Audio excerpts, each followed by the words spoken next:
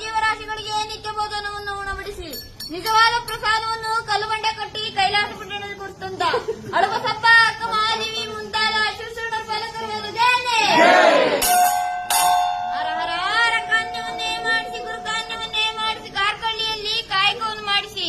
ಅರಕಾನ್ಯವನ್ನು ಸುರಕಾನ್ಯವನ್ನಾಗಿ ಮಾಡಿ ಸುರಕಾನ್ಯವನ್ನು ಅರಕಾನ್ಯವನ್ನಾಗಿ ಮಾಡಿ ಮೈಸೂರು ಅರಸ ಮಹಾಸಂಸ್ಥಾನಕ್ಕೆ ಅರಸಿ ಕಂಡಾಯ ಕೊಟ್ಟಂತ ರಾಜಗುರು ರಾಜಪ್ಪಾಜಿಯ ಪಾಲಕರು ಜಯನೆ